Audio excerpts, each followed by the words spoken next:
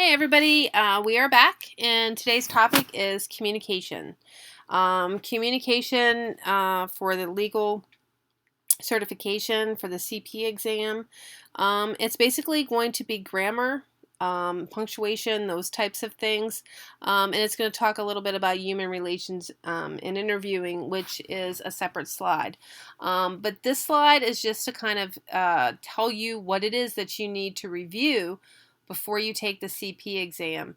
And, unfortunately, this is something that you're going to have to study on your own, that I'm not going to be able to, in this slideshow, just dump all of this information into your head. This is something that you should have been working on in your English classes, in your communications class, learning how to properly put together sentences, those types of things. So let's talk about some of the topics that will be asked on the CP exam.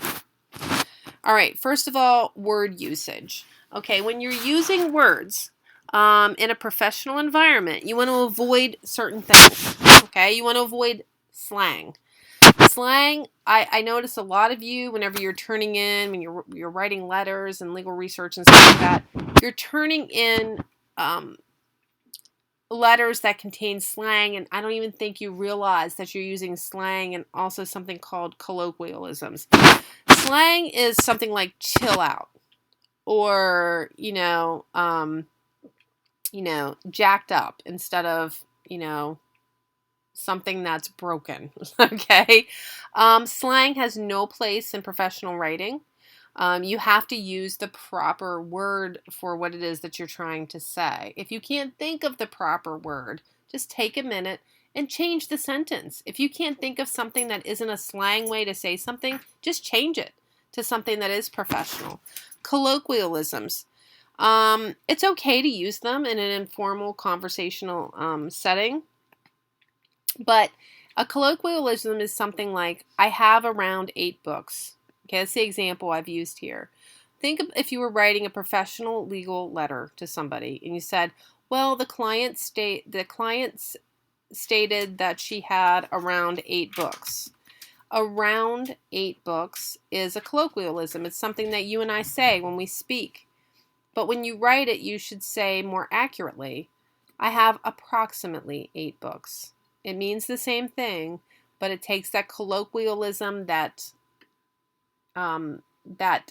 language out of it, that everyday language. And sometimes you confuse words. We all do it sometimes. They sound the same, they're spelled differently, and they mean 2 different things. For example, cite, cite, and cite. They all sound the same, but one of them, the first one, means citing properly to a source. The second one means the ability to see, and the third one means a location.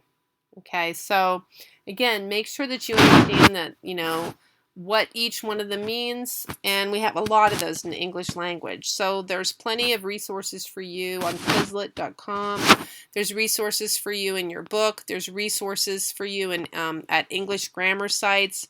OWL Purdue has a lot of self quizzes that you can take to make sure that you understand proper word usage.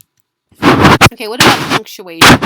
There's all different kinds of punctuation, and everything on this list is a different type of punctuation that you would come across, and that you just have to know how to use it. Apostrophes, hyphens, dashes, commas. I mean, these are all things that you've been studying since you've been learning how to write. You've been studying them in grade school. You studied them in high school. If you took the GED, I'm sure you had to study them for the GED. But you're in the legal profession, so it's very important that you understand how to use these. Sometimes a misplaced comma can change the entire meaning of a sentence. And if the sentence meaning has been changed, that can really impact somebody legally. Capitalization, again, you're going to capitalize first words, personal names, geographic names like, West Virginia. That's capitalized. Government, like Congress, should be capitalized. Companies, Exxon, Walmart, Target, they're all capitalized. Events, things like Christmas is an event. Sometimes like the March on Washington is capitalized because it's an event, a specific event. Calendar and time. So, July is capitalized. The days of the week are capitalized. Okay. Titles of works. So titles of books, movies, those types of things, again, all capitalized. Grammar, composition, and vocabulary. You are going to want to review the parts of speech, things like nouns, verbs, adverbs, adjectives. You want to review those and make sure you understand what they are and how they are properly used in sentences. Again, in this slideshow, I cannot go over every single grammar rule. So the purpose of this slideshow is to give you an overview of things that you need to be looking at, and there are many, many resources for you online. If you cannot find those resources or you need some additional help, please contact your instructor, contact me individually, and we will point you in the right direction. Please don't just feel lost because this slideshow isn't giving you all the answers that you want. Also, the book that you have for the class does have a bunch of tips that are spelled out for you in the book. When you are writing, be precise. This is composition. Be precise, be concise and clear. Be simple. Use simple language. Avoid those colloquialisms like we said in the slang. And your writing should have really gotten stronger by this point. By the time you're taking this class, the legal topics class, you should have already had Legal Research and Writing 1, Legal Research and Writing 2. You should be at the end of your education, so you would have had English classes and everything by now. If not, it's okay, but you're getting close, and you need to keep perfecting these things as you move forward. And gain a strong vocabulary. The number one way to gain a strong vocabulary, folks, is to just read. Reading helps build your vocabulary. You can't even understand how much it improves your vocabulary just simply by reading. Just read every day, everything that you can get your hands on. Nonverbal communication. This is something else that finds its way onto the CP exam. They just want to make sure that you know what nonverbal communication is. And a lot of times this is called body language or demeanor. And sometimes it speaks just as loudly as our voices.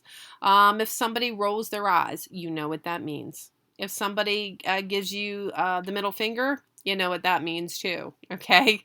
If somebody smiles at you, you know what that means. So interpreting body language, interpreting somebody's demeanor is a very significant form of communication. Also, listening not just to what somebody is saying, but observing them, and you can tell if somebody's lying. If somebody, or the tone in their voice. Listen to what they're doing, listen to what they're saying, and observe them with your eyes. So all of these things together, again, are things that you need to review and look out for on the CP exam. And actually, that's the end of the slideshow because a lot of this you're going to be doing on your own. This is supposed to just give you an overview to get you out there to start looking at things. You should, in your book, have several examples of different types of grammar and spelling, and again, it's just something that you're going to have to do repetitively on your own. As always, if you have any questions, please do not hesitate to contact me, contact your instructor. We will always be there to help you. Have a great day.